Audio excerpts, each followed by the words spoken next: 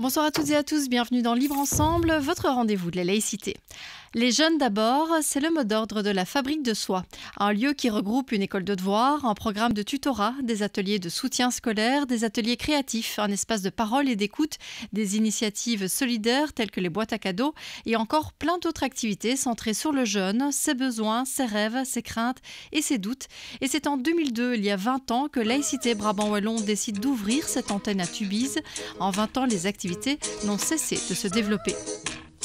Libre Ensemble, Vinciane Colson, Jacques Nizan. Et ce soir, c'est principalement sur le programme de tutorat qu'on va se centrer et on va en parler avec Anne Beguin. Bonsoir. Bonsoir. Vous êtes coordinatrice de la Fabrique de Soie. À vos côtés, Paul Knudsen, bonsoir. Bonsoir. Vous êtes directeur de Laïcité Brabant Wallon. Et enfin, Lucien Jans, bonsoir. Bonsoir. Vous êtes vidéaste à Laïcité Brabant Wallon et réalisateur du film La Courte Échelle qui porte justement sur le tutorat scolaire. Et on va en parler dans un instant. Alors, pour les 20 ans de la Fabrique de Soie, vous organisez un événement au Centre culturel de Tubize le 25 juin. Et le titre de cet événement, c'est « Scolarité et solidarité indissociables ?» point d'interrogation. Alors, je me tourne vers vous, Anne Beguin. À la Fabrique de Soie, j'ai l'impression que ces deux termes, scolarité et solidarité, ils sont vraiment indissociables sans point d'interrogation. Oui, parce que je pense qu'en 20 ans, la Fabrique de Soie est devenue une fabrique de liens, très très important, parce que l'école, malheureusement, reste inégalitaire, individualiste, compétitive, et que le tutorat, finalement, réunit les enfants, alors que l'école a tendance à les séparer sur base de ces dynamiques trop individualistes et trop inégalitaires. Et donc voilà, c'est vrai que la solidarité, c'est un peu notre marque de fabrique, si je peux oser le jeu de mots. À la Fabrique de Soie, dès que c'est possible, on l'exprime et on la vit au quotidien. Alors on le sait, on l'a vu, enfin je l'ai cité en tout cas, il y a plein d'activités différentes, mais effectivement ce tutorat scolaire, c'est un peu le symbole de cette solidarité. En quoi finalement le tutorat scolaire, c'est une façon de remettre la solidarité au cœur de la scolarité ?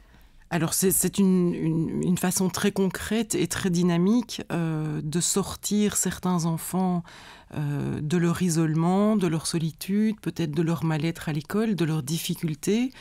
Dès le moment où on ne laisse pas quelqu'un tout seul, où on se préoccupe de lui, où on s'intéresse vraiment à lui ou à elle, on est dans une démarche d'ouverture à l'autre et de solidarité.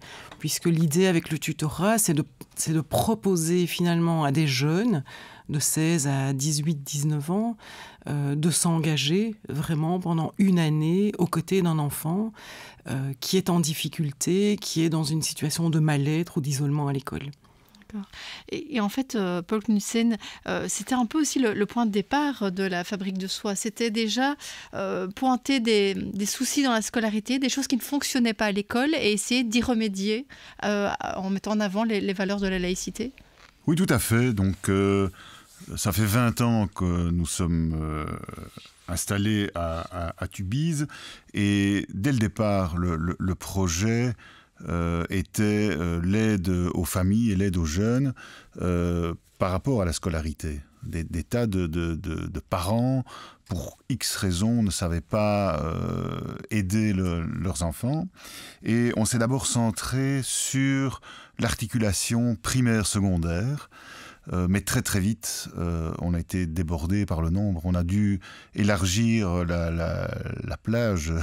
Il y avait de plus en plus de demandes, soit pour les plus jeunes, soit pour les plus âgés. Et donc, il a bien fallu qu'on se creuse les méninges pour trouver une façon d'aider ces jeunes à sortir de l'échec scolaire, ou en tout cas ne pas tomber dans l'échec scolaire. Et le tutorat, c'est, j'allais dire, quasi naturellement imposé à nous, parce qu'il répond exactement aux valeurs de la laïcité, aux valeurs de solidarité, d'autonomie.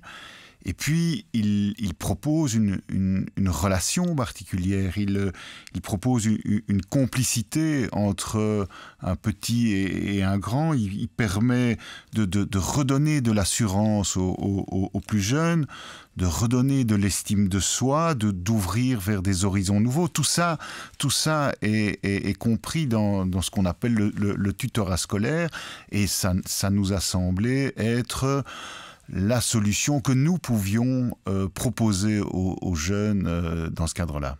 Alors on va les écouter, ces jeunes, via un extrait d'un film, un court-métrage que vous avez réalisé, Lucien Jans. Alors avant de leur donner la parole, j'ai quand même envie de vous poser une question sur le titre. Le titre, c'est La courte échelle, pourquoi ? C'est un titre que Anne m'a proposé et que j'ai tout de suite accepté parce que on a tout de suite l'image de ce plus grand qui s'accroupit, qui prête ses mains pour donner un peu de hauteur à un plus petit, quoi. Et donc, pour avoir observé et filmé le tutorat pendant quelques semaines, ça m'a semblé tout de suite le titre parfait, quoi. Ça représente bien ce qu'on voit. Alors, on va donner la parole à Divine. Vous avez assisté, donc Lucien Jans, à une table ronde où tous les tuteurs, tutrices se réunissent pour donner un peu leurs impressions. Et elle prend la parole pour donner un conseil à un futur tuteur ou future tutrice. On l'écoute. Moi, le meilleur conseil que je pourrais donner, c'est de se présenter à l'enfant comme on est. Et pas essayer de jouer quelqu'un, un rôle, un professeur, non. C'est de se présenter comme on est, parce qu'en fait, c'est une relation qu'on va créer avec l'enfant. Et il faut que ça se passe déjà directement sur des bases saines. Il ne faut pas que ce soit souillé en quelque sorte. Et qu'il faut surtout ne pas avoir peur, parce que c'est une expérience qui va rester à jamais dans nos mémoires. Je trouve que partager ce qu'on partage maintenant avec notre enfant, non seulement on pose des graines dans sa vie, mais on en pose aussi également dans la nôtre. Et partout où on ira, en quelque sorte, on aura cette expérience. Et je pense qu'on est constamment confronté à d'autres personnes. Et apprendre à comprendre le point de vue d'un enfant, si on est capable de le faire, on sait apprendre à comprendre le point de vue de n'importe qui, je pense. Parce que je pense que c'est bien le point de vue le plus compliqué à comprendre. Et l'enfant, en fait, ce qu'il veut, c'est juste apprendre. Mais avant d'apprendre, il veut d'abord nous connaître, nous. Et donc, je pense qu'il veut juste rester fidèle à soi-même. Alors, peut-être une réaction par rapport à ce qu'on vient d'entendre, Anne Beguin. Moi, je suis toujours très, très étonnée de me rendre compte qu'il y a des tas d'adolescents qui ont une énorme maturité, une grande authenticité. Quand on écoute Divine, on peut juste se dire qu'elle est vraie. Moi, elle me donne la chair de poule quand je l'écoute. Voilà, elle est très jeune et quelque part, elle a compris énormément de choses. Donc c'est un vrai plaisir non seulement de l'écouter, mais c'est aussi un vrai plaisir de se dire qu'on lui a confié un petit qui était en difficulté, et de se dire si tous les petits et les petites en difficulté avaient une Divine à leur côté, je pense qu'on arriverait à résoudre toute une série de choses. Je trouve qu'elle met l'accent très fort aussi sur la réciprocité de la relation. Donc elle explique quelque part avec ses mots qu'elle donne autant qu'elle reçoit, avec l'histoire des graines, etc. Et donc ça, je trouve que c'est ça la relation en fait, c'est jamais unilatéral. Et je pense que c'est ce côté dynamique et réciproque qui fait la réussite du tutorat et qui fait le bien-être des enfants au service, quand ils sont dans le service du tutorat scolaire chez nous en fait. Ils ressentent ça très très fort et je pense que ça les englobe quelque part, ça les protège et ça les stimule. Et donc chez nous on dit beaucoup apprendre en sécurité. Et je pense que c'est grâce au tutorat on y arrive. Oui, apprendre avec quelqu'un vraiment qui se soucie, qui se préoccupe aussi d'eux. On sent que ça va au-delà de juste apprendre à lire ou à aider, à apporter un soutien scolaire. Il y a vraiment une vraie relation. Ça, Lucien Jans, vous l'avez constaté, vous, en tant que réalisateur avec votre caméra, vous avez constaté cette relation, cette complicité qui était là? Oui, et pas seulement chez Divine, vraiment dans tous les groupes que j'ai pu observer, c'est quelque chose qui est vraiment central dans le tutorat, c'est la relation. Et c'est pour ça, en fait, que c'est bien que ce soit un ado et un enfant. Et il le dit, c'est parce que le fait qu'il y ait cette proximité au niveau des âges, ben, ça permet que voilà, l'ado, il se souvient encore de ce qu'il a vécu quand il avait l'âge de son tutoré, quoi. Et donc, ça permet comme ça de briser plus vite la glace, ça permet qu'il y ait une relation parce que le tutorat, c'est pas seulement faire des devoirs, travailler et tout ça, c'est aussi faire des jeux, mais aussi, ce qui m'a beaucoup marqué, c'est aussi pouvoir discuter, quoi. Les enfants, ben, parfois, ils ont passé une mauvaise journée ou quoi, ils viennent à leur séance de tutorat après l'école, et on voit que, enfin voilà, ils ont besoin de se livrer un peu. Enfin, ça peut arriver même chez un enfant, et parfois on l'oublie un peu, quoi. Et donc ça m'a beaucoup touché. Alors, on va écouter un deuxième extrait où là on voit, on est plutôt au début de la relation, enfin au début de l'expérience, où on a demandé aux jeunes pourquoi finalement ils veulent devenir tuteurs, et on les écoute. Qu'est-ce qui t'a donné envie d'être tutrice ? J'aime beaucoup aider les enfants et être en leur compagnie. Du coup, je voulais les aider. C'était une opportunité pour moi. Je me disais que ça pourrait être un bon moyen pour aider les petits, parce que par exemple, moi j'ai ma petite sœur qui a souvent du mal, et donc je l'aide, et je me disais que ce serait bien d'aider aussi les autres. J'aime bien l'idée de pouvoir aider quelqu'un qui n'a pas spécialement de lien avec moi. C'est aussi mon côté grande sœur aussi, parce que vu que j'ai que des petits frères, j'aime bien m'occuper d'eux. Et qu'est-ce que tu attends alors du tutorat ? De pouvoir apprendre à voir comment gérer un enfant, voir comment je peux l'aider, m'adapter et prendre de l'expérience pour plus tard. Pour moi, c'est une manière de pouvoir m'épanouir socialement. Un peu de me libérer de l'école et faire autre chose en dehors. Un peu comme si j'étais avec mon petit frère, ma petite sœur en train de faire ses devoirs. Donc, mais un peu moins en train de m'énerver. Alors, Paul Knudsen, là, quand on entend les motivations de départ, certains disent, voilà, aider, mais il y a aussi toute la question de m'épanouir socialement. On sent qu'il y a aussi cette volonté de reprendre confiance en soi, que finalement, le tutorat va aider l'enfant, mais va aussi aider le jeune à se sentir, important, en tout cas, à reprendre confiance en lui-même. Oui, tout à fait. Et si on revient sur cet extrait et même sur le précédent, on voit que ces jeunes ados, ils ont tout compris. La relation est au cœur de l'apprentissage. C'est vraiment le point central. Il faut savoir qui on est, il faut savoir qui est l'autre, pourquoi je veux l'aider, pourquoi il peut aussi m'aider, pourquoi je peux lui enseigner telle matière ou telle autre, et réciproquement. Il y a ce côté relationnel qui n'est plus présent, ou parfois plus présent dans les grands groupes, dans les classes, ça disparaît à ce moment-là. Quand vous vous retrouvez tout seul devant une trentaine de jeunes pendant 1 heure, vous n'avez même pas 2 minutes à lui consacrer, la relation disparaît. Et donc, si le cœur de l'apprentissage disparaît, c'est toute une édification qui est en péril. Et ça, c'est ce que Anne Beguin soulignait tout à l'heure, ces jeunes ont une maturité extraordinaire, ils ont compris ça, ils l'expriment, ils le vivent, et ils le vivent de manière très concrète avec les plus jeunes. C'est fantastique de découvrir cela. J'ai découvert cela à travers le reportage de Lucien, à quel point cette maturité pouvait s'exprimer. C'est formidable. Pour compléter ce que Paul est en train de dire, je pense qu'on leur donne aussi une vraie place. On leur fait une confiance très très importante. Et le fait d'avoir cette place, d'avoir cette confiance, ça les responsabilise. Et moi, ce qui me touche toujours très très fort, c'est qu'ils y vont à fond et ils veulent vraiment y arriver. Enfin, quand je dis ils veulent vraiment y arriver, ils veulent vraiment arriver à faire comprendre à l'enfant des choses qu'il ne comprend pas, parfois depuis plusieurs semaines.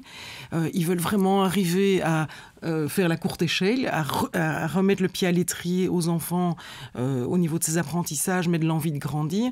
Et voilà, toute cette relation très sécurisante stimule en fait à la fois l'ado, le tuteur ou la tutrice, et à la fois l'enfant. Et voilà. c'était pour compléter. Et une des choses qui marque aussi dans votre film, Lucien, c'est qu'il y a beaucoup de sourires. Enfin, ils ont l'air très heureux d'être là. Alors, je ne sais pas si c'est le cas tout le temps, mais en tout cas, des enfants qui, a priori, travaillent sur leurs devoirs ou sur des compétences qu'ils doivent retravailler. On pourrait se dire, bon, ça ne doit pas être tout le temps chouette. Et en fait, là, ils ont l'air contents, en tout cas. Mais oui, parce qu'ils savent... comme Paul l'a dit, c'est un moment privilégié pour eux. Ils savent qu'ils ont leur tuteur ou leur tutrice pour 1 heure, voire plus, parce que souvent ça dépasse. Et ils sont contents de pouvoir d'avoir ce soutien et puis de savoir que si on va suffisamment vite ou quoi, après on peut jouer, on peut discuter et tout ça. Donc ils voient aussi ce qu'il y a au-delà des devoirs, quoi. Et ils le savent. Et ils savent que plus on avance dans l'année, plus la relation est bonne. Et donc voilà, c'est comme n'importe qui d'entre nous qui est pressé de retrouver son copain ou sa copine après le boulot, après les cours. Je pense qu'ils ressentent la même chose, quoi. Malgré que c'est qu'une fois, pour eux, c'est qu'une fois semaine. Et donc, voilà, il y a beaucoup d'attentes. Ouais. Mais je vous propose qu'on écoute Loumadia, parce qu'elle revient notamment sur ce plaisir de retrouver l'enfant qu'elle accompagne après une journée pas facile. La plupart du temps, on pense qu'on joue un peu comme un professeur. Et donc, il faut tout connaître, qu'il faut savoir par cœur et savoir tout expliquer. Or, ce n'est pas le cas. Même si on ne sait pas certaines choses, on pourra toujours demander de l'aide à quelqu'un. Et le but, c'est d'apprendre aussi soi-même, de même revoir les bases. Et c'est juste un bon moment qu'il faut passer avec... Et même quand tu as passé vraiment une horrible journée. Non, c'est pas la première fois que je donne cours de maths en dehors, c'est pas la première fois que je suis passée la pire journée du monde. Poum poum poum, je vais commencer à expliquer, à apprendre et tout. Pourquoi est-ce que j'étais de mauvaise humeur, moi? Je sais plus. Bien, et quand je repars, ça va tout de suite mieux parce que on a pu décompresser, on a pu se débarrasser de toutes les choses négatives. Est-ce que vous avez réussi à vous glisser facilement dans cette relation de complicité, en fait, qui est présente entre le tuteur et le tutoré? J'ai eu vraiment la chance que, en tout cas, les Divine et Loumadia, qui sont les 2 personnages principaux du film, m'ont vraiment fait une confiance aveugle et ont accepté de jouer le jeu. Et c'est même elles qui sont, après que j'ai expliqué le projet, c'est même elles qui sont venues vers moi en disant j'ai envie. Et c'est ça que je veux aussi souligner chez ces ados, c'est qu'il y a une vraie envie de s'engager, de s'investir, etc. Certains y pensent déjà, peut-être un peu comme Loumadia, à leur métier futur, parce qu'elle veut devenir prof peut-être, et donc ils y voient aussi une opportunité, quoi. Mais ça a demandé quand même une certaine période de repérage, parce que je voulais pas arriver directement avec ma grosse caméra, tout mon matériel, etc. Je voulais pas avoir cet effet intimidant. Je voulais d'abord aussi, moi, créer une relation avec eux, quoi. Et donc ça a demandé plusieurs... C'est pour ça que le projet a pris beaucoup de temps. C'est parce qu'il y a eu toute cette période de repérage où je venais, simplement je m'asseyais le banc à côté et je les observais. Et grâce à ça, j'ai commencé à leur poser des questions. J'ai même un peu participé parfois à aider un jeune ou quoi, à faire des devoirs aussi. Et donc voilà, tout ce travail-là permet qu'après, quand j'arrive avec ma caméra, je sois effacé et que eux... Je puisse filmer comme si et qu'eux me voient pas, quoi, comme si j'existais pas, quoi.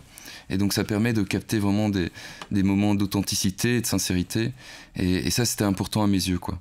Anne Beguin, on sait que dans les enfants que vous accompagnez, il y en a toute une série qui n'aiment plus aller à l'école, qui n'aiment pas ou qui n'aiment plus. Est-ce que c'est aussi une façon de, j'allais dire, leur redonner le goût de l'école, ou plutôt leur donner le goût d'apprendre? Complètement. Je pense qu'effectivement, avec la crise sanitaire, il y a toute une série d'enfants qui ont finalement décroché du processus des apprentissages en général, et les remettre dans ce processus-là, ça nécessite parfois effectivement un climat bienveillant, une relation positive, constructive, encadrante, etc. Donc voilà, c'est une des pistes, effectivement, pour redonner le goût de grandir et d'apprendre aux enfants. C'est de passer par le lien. Alors, il y a plein de liens, mais ce lien-là, force est de constater qu'il est très fort, parce qu'on travaille sur le modèle du grand frère et de la grande sœur, et que ça fonctionne bien. On a presque envie, en voyant ce film, on se dit il faudrait que chaque enfant ait un tuteur. C'est quelque chose qui devrait être étendu partout. Complètement. Moi, donc depuis que le tutorat existe à Tubize, je pense que ça fait 10 ans. Ça fait 10 ans que quand je les vois travailler, j'ai la chair de poule de bonheur, de me dire mais c'est ça qu'il faut faire, exactement. Alors ça peut se faire à l'intérieur des classes, ça peut se faire dans des maisons de quartier, ça peut se faire dans des maisons de jeunes. Ici, ça se fait dans le cadre d'une école de devoirs. On a aussi un partenariat avec une école qui nous accueille le mercredi. Mais effectivement, les enfants ayant des problèmes au sens le plus large possible à l'école, de plus en plus jeunes, si chaque enfant, très rapidement, avait un tuteur ou une tutrice, je pense que c'est une piste vraiment à explorer, parce que c'est quelque chose d'assez simple à mettre en place, d'assez peu coûteux aussi, et d'humainement, tout le monde est gagnant. Donc je veux dire, la famille est gagnante. Je me souviens d'une maman qui disait mais c'est un bonheur pour moi de confier mon enfant dans le cadre du service tutorat parce que je vois tout ce qui en découle, etc. Donc la famille est gagnante, l'enfant est gagnant, le jeune se sent responsable, se sent valorisé, etc. L'école est gagnante. Donc moi je ne peux que répéter ce que j'ai déjà dit plein de fois. Si chaque enfant avait un tuteur ou une tutrice, effectivement, tout le monde c'est un peu une formule gagnante comme ça. Le monde se porterait mieux. Voilà.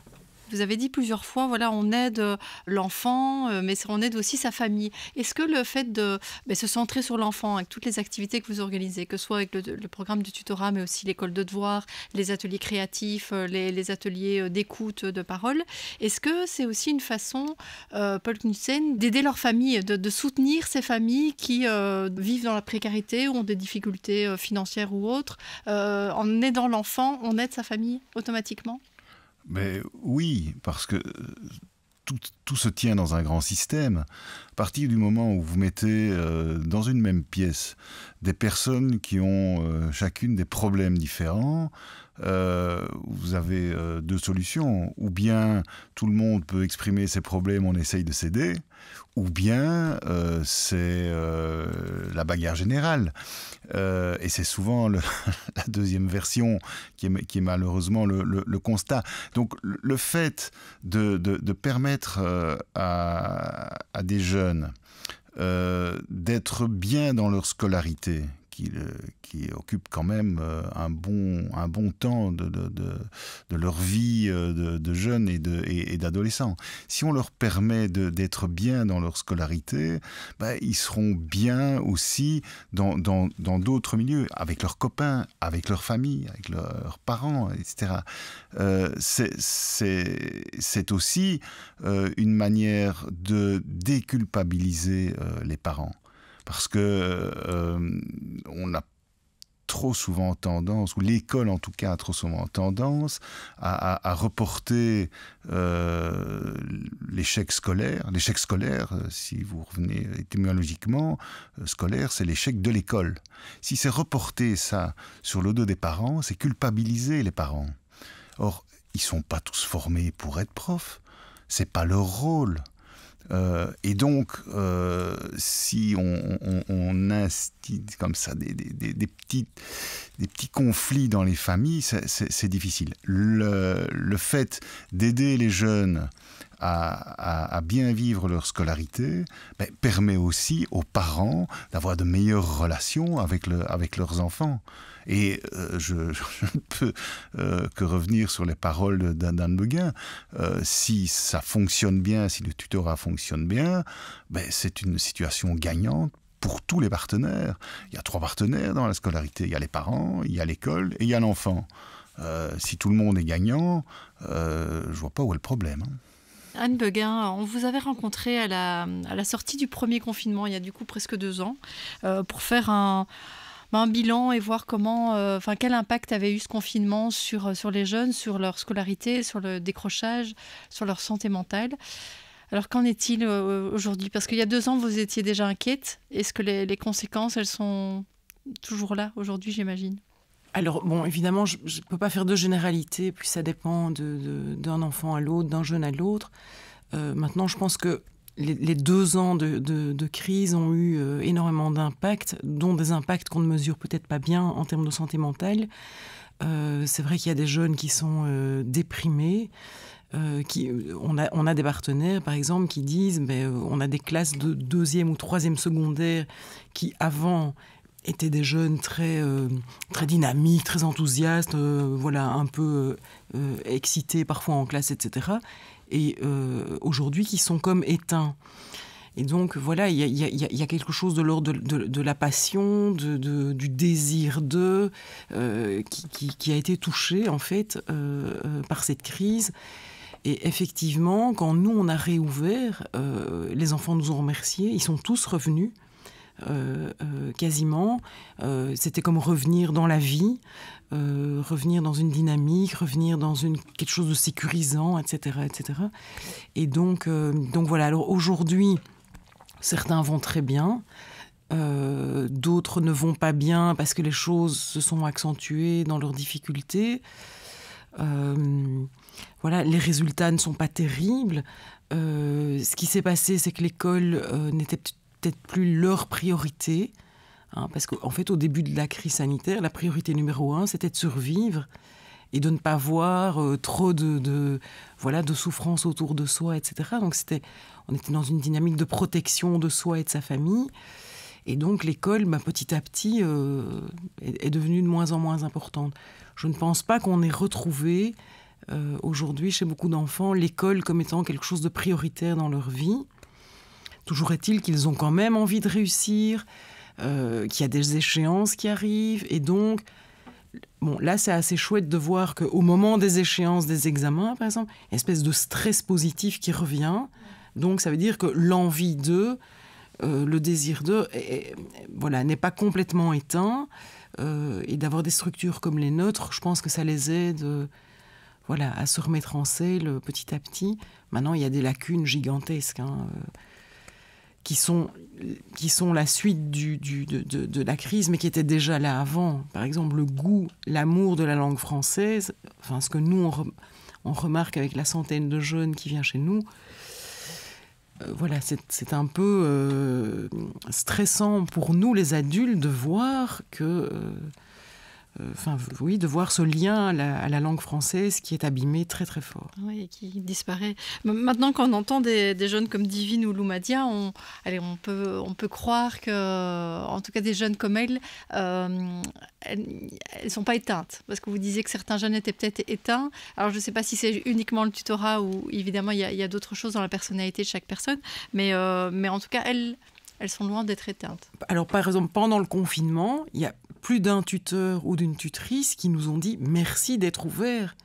Parce que vous êtes le seul endroit où on a du sens dans notre quotidien, c'est de continuer à donner nos séances de tutorat. Donc voilà, c'était... Mais effectivement, maintenant que les choses sont revenues un peu à la normale, on ne peut qu'entendre ça au travers des témoignages qu'on a entendus, le bonheur de s'occuper d'un enfant, quoi. Oui, retrouver du sens via le tutorat. Voilà, une des conclusions en tout cas de l'émission. Alors, on arrive à la fin de l'émission, mais je vais juste rappeler donc quelques événements. Donc surtout le 25 juin. Donc là, il y a une grande journée qui aura lieu au Centre culturel de Tubize en plusieurs parties. Anne Beguin, peut-être détailler le programme. Oui, donc il y aura la possibilité de découvrir notre exposition annuelle. Donc ça, c'est une exposition qui est réalisée par les jeunes que vous accompagnez par les jeunes au sein et de les l'atelier enfants, créatif. Oui.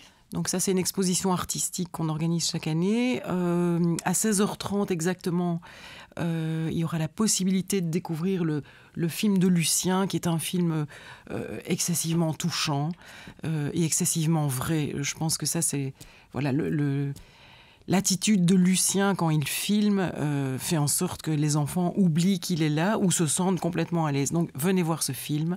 On encourage tout le monde à voir ce film, donc La courte échelle. Ce film qui sera commenté et débattu avec différents intervenants, modéré par David Lallemand et conclu aussi au niveau politique ce jour-là. il y aura un apéro dînatoire, un bar, etc. Donc, également. Donc on pourra s'y amuser, on pourra faire plein de voilà. choses. Et on termine la journée par un spectacle poétique, drôle, qui est programmé à 20h, qui est un spectacle de la compagnie Bachata. Et donc, c'est un spectacle tout public, donc c'est un spectacle festif pour clôturer l'anniversaire de nos 20 ans. Donc ça, c'est le 25 juin au Centre culturel de Tubize. On trouve toutes les informations sur votre site internet. On tape La Fabrique de Soie, laïcité, Brabant Wallon. On trouve tout ça. Merci beaucoup vraiment à tous les trois. Donc je rappelle, Anne Beguin, vous êtes coordinatrice donc, de La Fabrique de Soie à Tubize. Paul Knudsen, directeur de laïcité Brabant Wallon. Et donc Lucien Jans, donc réalisateur de ce film La Courte Échelle. Merci à vous de nous avoir suivis et Merci. une belle soirée à tous. Merci. Merci beaucoup. Bonsoir.